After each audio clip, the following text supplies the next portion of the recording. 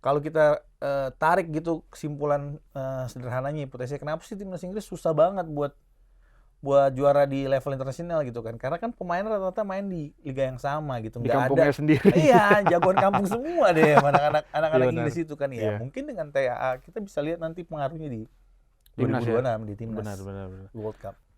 Newcastle biarin lu main kayak gimana. Let's play your way gitu. Dan dia akan Iya, benar. akan ambil Iya, kesempatan dari kesalahan kita sendiri gitu. Dan itu yang terjadi juga kemarin di laga sama Chelsea ya. Jadi Chelsea asik, santai, tenang gitu. Dia berpikir dia mendominasi pertandingan, mengontrol pertandingan. Padahal dia masuk dalam perangkap yang disusun oleh teman-teman anak-anak Newcastle.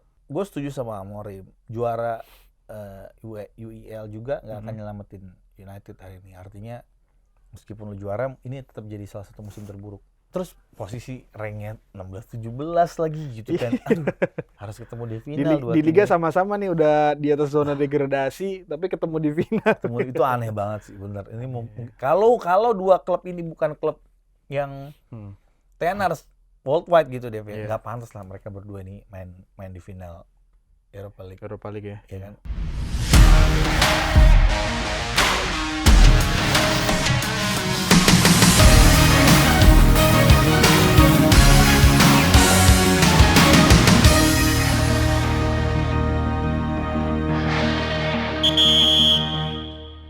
Persaingannya masih sangat sengit di spot Liga Champions Premier League dari posisi 2 sampai posisi 5 karena kemarin banyak pertandingan-pertandingan yang saling mengunggulkan, saling menjatuhkan dan itu akan menjadi pembahasan di sini di halftime break bersama gue Dev Refli dan gue kembali berdua bersama Aldo.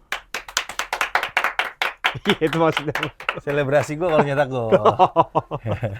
Artinya apa? 47 ya kan. Apa itu? Lucky numbers. Oh, lucky numbers. Oke. Sekali lagi. Iya, jadi apa namanya? Seperti biasa, kalau biasa diisi sama bapak-bapak yang ono, kan sekarang lagi sibuk doi biasa. Periode sibuk, jadi lu lah doi yang gantiin di sini. Gitu. Iya, gue sih sebenarnya seneng Dev hadir ke sini bahas ngobrol sama lo. Jadi gue bisa men-share sedikit pengetahuan gue pada penikmat halftime break. Iya. Kalau kemarin kan bapak-bapak yang ono kan senang banget tuh apa namanya cocok logi. Bukan. Oh, klubnya masuk final. Klubnya masuk final ya kan Inter Milan. Nah, klub dulu kan juga masuk final nih, tapi ntar kita bahasnya nanti ya. Iya, itu bahas satu-satu. Tapi yang jelas kemarin di apa namanya? Di liga tuh, terutama di Liga Inggris ya. Mas Aldo beberapa match semuanya sudah rampung matchnya, ditutup sama pertandingan dari Arsenal sama Liverpool dulu dan gue pengen mulainya dari situ sebenarnya. Justru dari pertandingan yang paling akhir dari pertandingan penutup Liverpool melawan Arsenal, skor akhir 2-2. Iya, highlight yang lo lihat di match itu gimana, Dok? Ya, bisa dibilang Arsenal rugi ya, cuman bisa dapat 1 poin di pertandingan ini. Walaupun secara pertandingan ini berjalan dengan cukup berimbang, kan diwarnai red card juga kan, makanya pertandingan agak berubah. Nah, gue lebih mau nyorotin gini, Dev. Mengapa ini jadi kerugian buat Arsenal di skor yang draw 2-2 ini? Harusnya dia bisa optimalin untuk dapat 3 poin sehingga praktis posisi 2 udah bisa segera diamankan gitu. Nah, dengan hasil imbang ya perebutan posisi 2 sampai 5 itu masih bisa dibilang masih sangat dinamis di Liga Inggris. Iya, benar. Ada Newcastle, ada City, ada Chelsea yang menguntit dari belakang ya. Iya. Ya gue pikir sih itu masih akan bergerak sampai matchday terakhir sih. Gitu ya.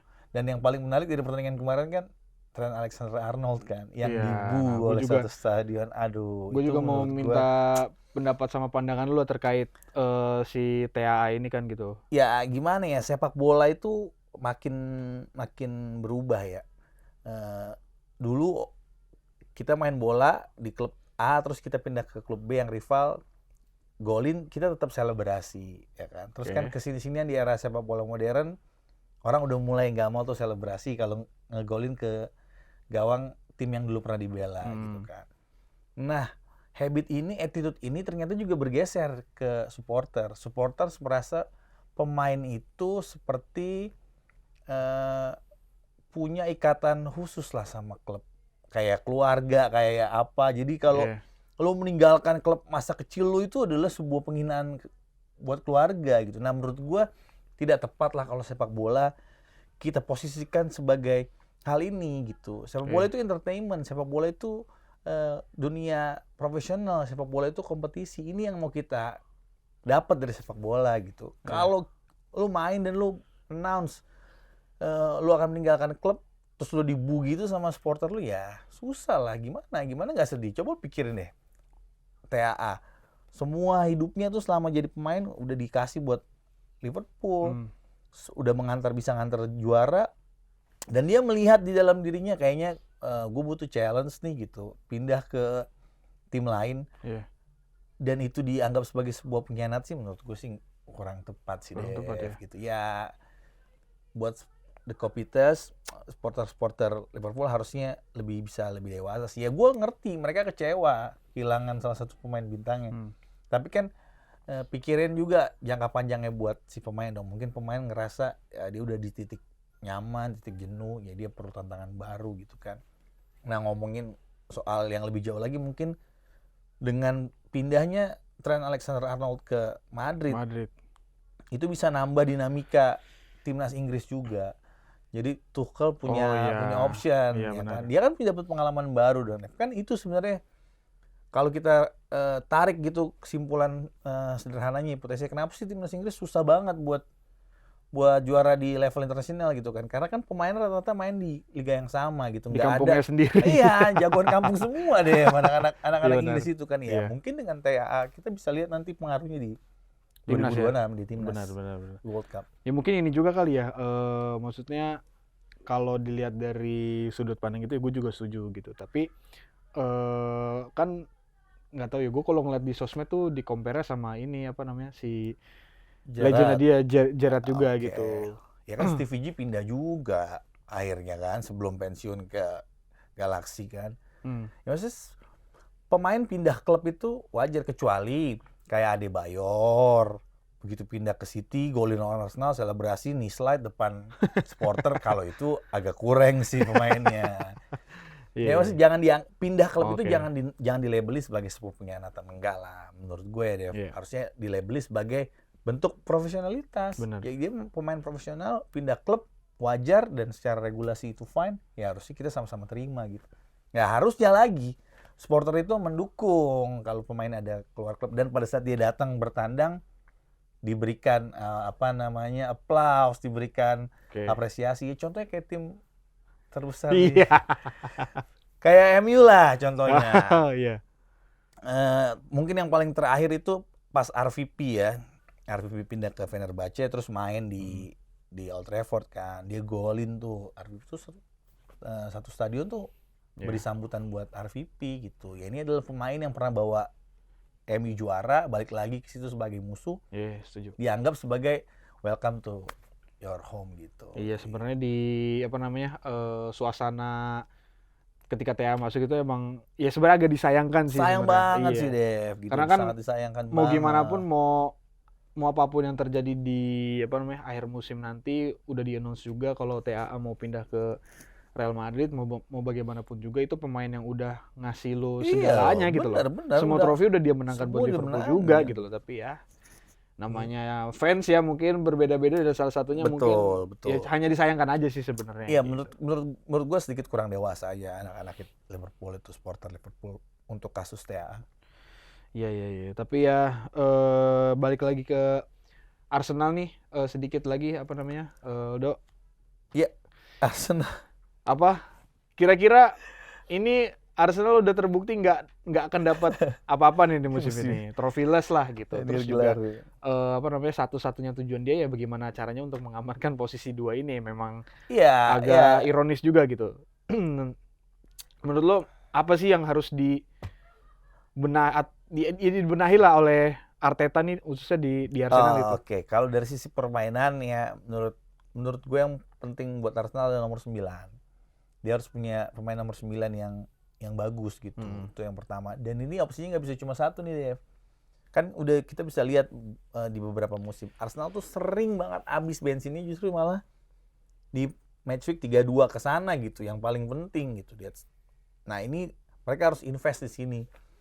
Menurut gue dia perlu beli 2 striker, 1 striker yang akan main jadi pemain inti di musim depan buat Arsenal, yang nomor 9 murni yang bisa main dengan skemanya Arteta. Yang kedua adalah pemain yang mungkin agak gaek ya, yang usianya udah mungkin agak senior tapi punya pengalaman di Premier League, jadi dia bisa backup kalau jadwal-jadwal yang padat ini datang gitu. Jadi itulah Arsenal harus invest ke situ. Dia udah dapat 1 midfielder bagus kan ya.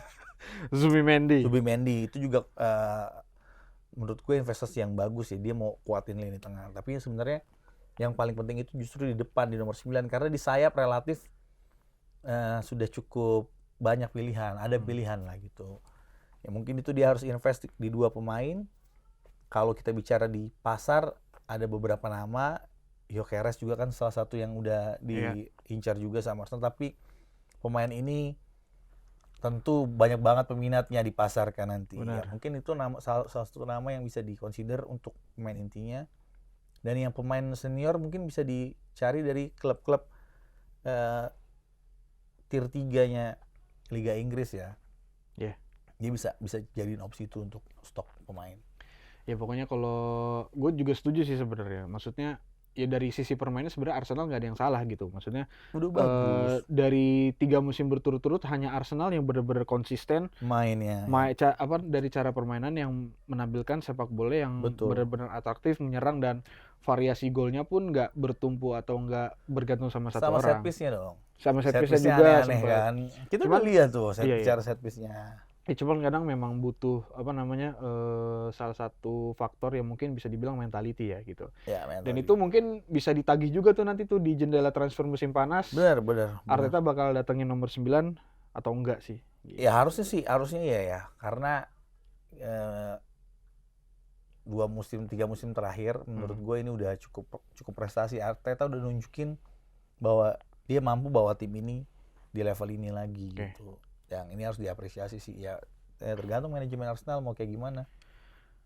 Oke, ini sedikit pindah ke tetangga ente nih. Aduh. Sangat mengejutkan di match pembuka ditahan imbang oleh juru kunci. Ya, itu ya. Gimana menurut lu Mas Aldo di match Southampton lawan City ini?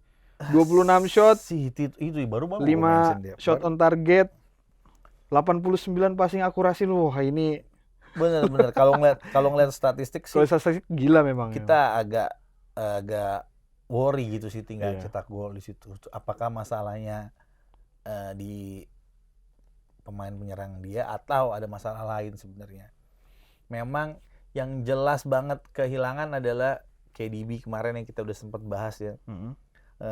Koneksi antara lini serang dan lini tengah yang kayaknya keputus. Kalau kita mundur ke 1 atau 2 musim sebelumnya, cukup sering City mencetak gol dari lini kedua ya. Lini kedua kan, iya. Jadi semua udah nyerang di depan, udah di area sepertiga lawan, justru bolanya dikonvert malah dari lini kedua di tempatnya gelandang. Nah ini mungkin yang keputus. Nah kalau kita kaitin lagi sama bursa transfer musim depan nanti, ya mungkin itu posisi yang perlu diinvest oleh City. Pemain tengah yang bisa bekerja sebagai playmaker tapi juga bisa jadi goal getter gitu.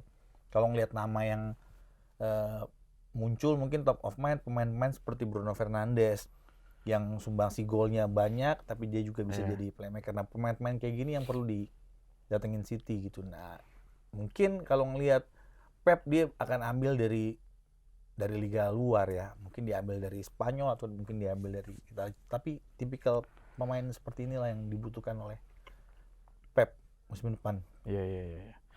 Ya segitu aja lah untuk City yang usah banyak bener. Nih salah satu match yang bikin gue emosi juga kemarin Mas Aldo, lo sempat replay juga di selesai kan gue bilang IG story gue, terus gue bilang di match kali ini emang bener-bener gol pertama sih gue bilang kecolongan. Ya. Tapi setelah mengikuti jalannya pertandingan, si Newcastle ini memang sengaja membiarkan Chelsea untuk memegang kendali sampai ya timbullah tuh satu kartu merah yang benar-benar nggak perlu oleh striker murahan Chelsea ya, Nicholas Jackson itu ya. Sayang banget sih Dev. Tapi memang ya ini harus diakui jadi kekuatannya Newcastle. Dia ketika menghadapi tim besar, dia berani untuk bermain di cara bermainnya tim lawan gitu kan. Yang United juga terakhir pas kalah sama Newcastle itu juga kan kayak gitu. Newcastle biarin lu main kayak gimana. Let's play your way gitu. Dan dia akan akan ambil kesempatan dari kesalahan kita sendiri gitu. Dan itu yang terjadi juga kemarin di laga sama Chelsea ya. Jadi Chelsea asik, santai, tenang gitu. Dia berpikir dia mendominasi pertandingan, mengontrol pertandingan.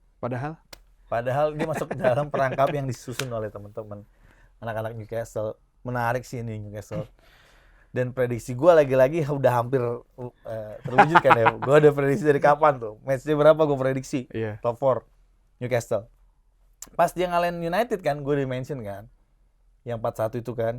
Gue udah prediksi kalau Newcastle akan finish top 4. Dan sekarang nih posisinya peringkat 3 kan. Nomor 3. Dengan poin yang tipis juga sih. Sama 45 sih sebenarnya. Masih bergerak, tapi gue yakin Newcastle bisa sih kan. Nah, next match dia lawan Arsenal lagi. Aduh, seru nih. Tapi peluang Chelsea menurut lu gimana, Dok? Peluang Chelsea karena posisi dia rank 5 sekarang sangat bergantung kepada hasil dari tim lain. Kan? Nah, ini yang gak enak nih, Dev. Beda kayak Newcastle City sama Arsenal. Dia udah di 4 besar itu dia menentukan nasib dia sendiri. Kalau Chelsea ini bergantung sama pertandingan yang lain gitu. Kan Chelsea itu paling memungkinkan ngebalap posisinya Newcastle. Misalnya dia mau Newcastle kalah lawan next match dia kalah lawan Arsenal, lalu terakhir kalah lawan Forest.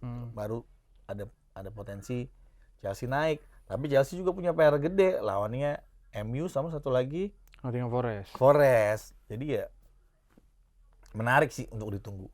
Tapi gue masih yakin sih Dev.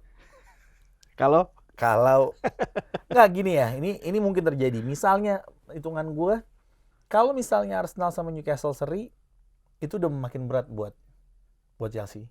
Next match kan ketemu kan Newcastle Arsenal. Mereka main seri aja. Oh iya. Mereka main seri kan udah benar.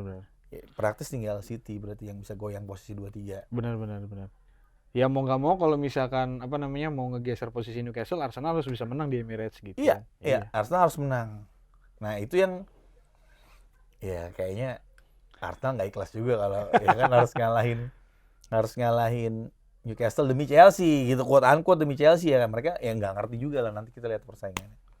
Tapi sih gue yakin Newcastle datang pas bentrok sama Arsenal, mereka juga akan main habis-habisan sih.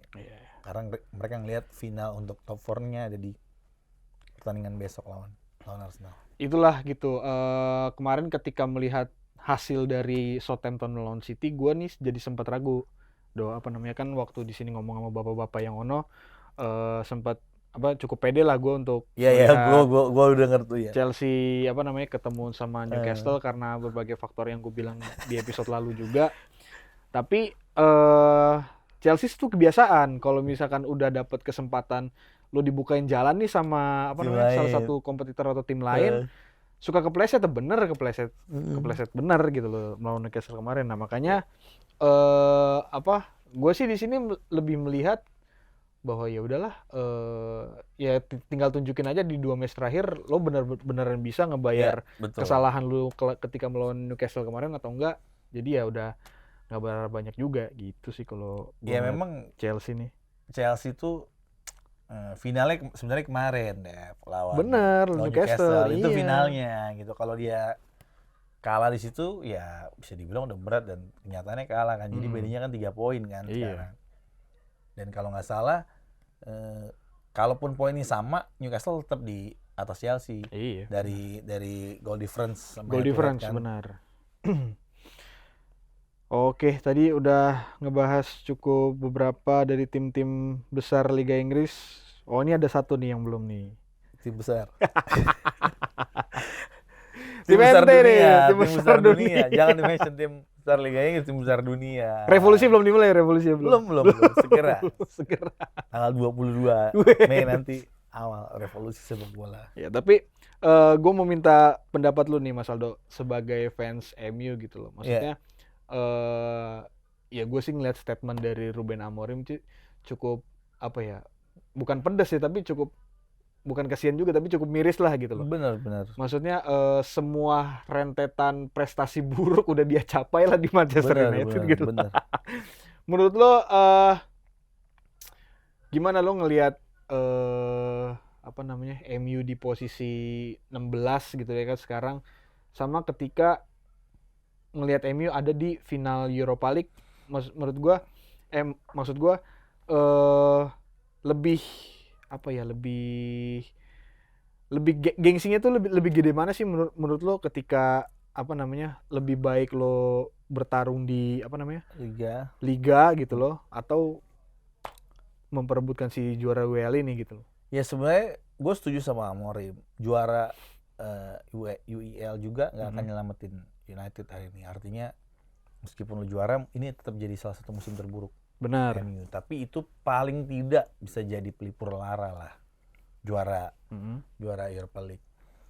Nah, yang jadi masalah adalah MU ini baik pelatih dan pemain itu hari ini sepertinya dua orang gitu kan, main di liga kayak gitu, main di Eropa bagus, main di liga kayak gitu. Nah, gue berpikir kan, kalau gue kaitkan dengan match semalam, pas gue baca starting lineup, wah gila.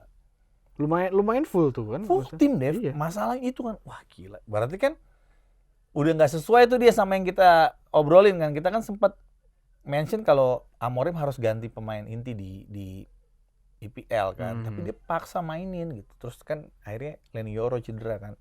Back yang lagi bagus-bagusnya. Gue sempat kecewa terus terang sama Amorim di situ. Kok nih orang ceroboh banget gitu, mainin tim inti di saat next week kita akan main final gitu. Terus gue coba dalemin lagi, gue coba perhatiin lagi pertandingannya. Pada saat nonton, gue jadi nangkep satu hal nih Dev, yang penting nih. Mungkin fans MU juga perlu mendalami ini nih. Ya, dengerin nih fans MU. Jadi Amorim ini, gue melihatnya ya, Amorim ini belum percaya 100% pemain-pemain MU ini bisa jalanin gaya permainan yang dia mau bangun. Jadi dia nggak yakin pada saat atur permainan di latihan ini, kok mainnya kayak gini ya. Terpaksa akhirnya dia dipasang di IPL, dia harus pakai tim inti ini ya, walaupun nggak 100% inti lah, tapi kan dia mainin Bruno, dia mainin Yoro, dia mainin pemain-pemain yang lagi penting, peran Ugarte dia mainin. Nah, dia pengen tahu banget pemain-pemainnya itu bisa jalanin strategi yang mau dia terapkan. Dan hari ini itu belum berjalan ya. Itu yang gue tangkap dari permainan MU semalam. Jadi fix pemain MU ini belum bisa menjalankan tugasnya di skemanya Ruben Amorim secara 100% di semua lini. Bukan itu dari awal Amorim masuk emang udah begitu ya? Ya kan harusnya progres dong. Kan? Tapi ini sampai hari ini Amorim masih belum puas gitu. Makanya dia harus ngambil perjudian semalam, mainin tim inti di tengah, minggu depan dia harus main final. Kalau dia udah yakin tim inti ini bisa jalanin skemanya, dia kan nggak perlu dong dia mainin kemarin lawan West Ham. Benar. Ya kan? Dan pertandingan lawan West Ham lagi-lagi ngebuktiin kan, kalau statistically MU megang bola, MU nyerang, MU peluang, cuman satu yang kurang, gol. Gol, benar. Jadi itulah masalahnya United sekarang. Nah, kalau kita lihat ke 3-4-3-nya Amorim, gol ini sering banget terjadi dengan posisi 2 back yang bermain di format 3 back belakang itu maju ke depan ya. Either itu Yoro, either itu Luke Shaw misalnya di kiri. Jadi 2 back yang, kan dia main 3 center back ya. Yeah. 2 back ini overlap ke depan. Jadi yang overlap bukan hanya full back, tapi 2 back tengah ini juga. 2 center backnya ini, ya. Kebukti pertandingan terakhir pas lawan Bilbao di Old Trafford. Itu kan gol pertama yang Mason Mount, Yoro kan bawa bola sampai depan kan. Terus dia passing Mount sama Mount diputar shooting, gol kan. Gol kedua juga gitu kan, dia yang bawa bola tuh. Yoro dari kanan sekarang, tadi dari kiri sekarang dari kanan. dibobol sampai depan, passing ke Amat penetrasi ke dalam, dorong masuk sampai kotak penalti tuh. Di passing sama Amat, dikolongin kan sama backnya kan, terus Højlund tinggal tap in. Jadi peran back yang bermain di posisi luar ini dari skema 3 back ini sangat penting, dan hari ini satu yang bisa melakukan itu cedera itu. Satu yang bisa melakukan itu cedera, sangat kusayangkan banget. Ya mau nggak mau gue berharap pada Maguire Gaucho. Harry Zidane. Yang kemarin. Ya mau nggak mau kita berharap sama Maguire hari. Tapi emang ngelihat MU, gue sih jujur ya, maksudnya melihat masuknya ke round 16 lah. Di ajang kompetisi Eropa tuh gue melihat MU ini punya 2 identitas gitu. Bener. Kayak di Premier League tuh siapa aja bisa mengalahkan dia. Semua bisa kalahin dia. Tapi di Europa League semua bisa dikalahkan sama MU sih. Jadi ini final ketemunya Premier League lagi, gimana dong lo? Ya kan? Yang dimana 3 kali lawan. Yang dimana nggak pernah menang juga ketemu di Liga, benar. Jadi benar-benar ya. Iya. Untungnya ya. Si Spurs sama juga, kalah di kadang 0-2 juga lawan Palace semalam kan. Nah kalau itu Dev, statistically Spurs itu diobok-obok, coach, diobok-obok sama Palace, nggak nyerang, nggak ada shooting, sampai kalah 2-0 itu sama Palace. Nah ini yang ngebedain ya, tim yang lagi terus posisi ranknya 16-17 lagi gitu kan. Aduh, harus ketemu di final. Di Liga sama-sama nih udah di atas zona degradasi, tapi ketemu di final. Itu aneh banget sih, bener. Ini kalau 2 klub ini bukan klub yang tenors worldwide gitu deh, nggak pantas lah mereka berdua ini main di final Europa League ya. Ya kan, mau rank 16-17 ketemu di final. Untung aja kedua-duanya adalah tim yang besar diketahui worldwide ya. Jadi benar-benar udah bukan klub lokal lagi, tapi udah klub internasional lah. Sebesar itu memang mereka berdua. Itu aja yang nyelamatin sebenarnya. Iya. Ya itu emang sangat ironis ya dari asli sumpah MU. Tapi ya tetap gue sih nunggu ini lo aja seperti yang lo bilang aja, revolusi yang akan dimulai. Tapi gue tetap yakin United akan menang lawan Spurs kali ini. Oke, itu nanti kita bahas di edisi nantilah gitu. Tapi gue mau sedikit terbang ke Spanyol dulu. Kemarin ada match yang sangat-sangat seru banget nih. El Clasico. El Clasico. Terakhir di musim ini, terakhir juga untuk Carlo Ancelotti, benar. Gimana lo ngeliat match dari El Clasico kemarin? Ya memang Madrid kalah segalanya dari Barca. Walaupun Mbappe udah cetak hat-trick ya, Betul, walaupun udah menang duluan gitu. Memang kalah segalanya. Tapi apakah kekalahan Madrid ini menunjukkan kebesaran Barca? Gue bilang nggak juga deh. Lo lihatlah line up-nya. Di back itu 4 pemain yang bermain di back itu kalau gue nggak salah Vasquez, Tchouaméni, 2 pemain muda itu. Fran Garcia sama Raul Asensio. Iya, Fran Garcia. Kalau kita compare sama beberapa musim lalu lah, nggak ada apa-apanya 4 orang ini. Nggak mungkin bahkan untuk masuk bench saja nggak ada apa-apanya. Terus di tengah juga gitu yang dimain. Jadi memang Madrid sangat kehilangan pemain-pemain kuncinya, khususnya di lini tengah. Pada saat Toni Kroos pensiun, sampai hari ini Madrid belum bisa nyelesain masalah itu. Itu yang mau gue mention. Sebesar itu Toni Kroos buat Madrid dan sebagai seorang pemain. Dia begitu ada dia di situ, dia bisa memberikan ketenangan buat pemain bertahan, tapi juga bisa memberikan keleluasaan buat pemain depan. Karena ya posisinya gitu, dia pivot tapi juga punya cara bermain yang progresif ke depan. Waktu bertahan dia juga punya cara membaca permainan yang sangat intelijen menurut gua si Toni Kroos ini. Dan gitu punya teman sekelas Luka Modric. Jadi lini tengah relatif Madrid aman pada saat mereka masih bermain. Saat ini kan enggak. Dan gantinya apakah sudah bisa menjawab pertanyaan? Kalau nggak salah cuman Valverde aja deh yang paling mendekati lah performnya. Belum ketemu. Paling mendingan justru lah. Iya. Kalau gue bilang. Paling mendingan.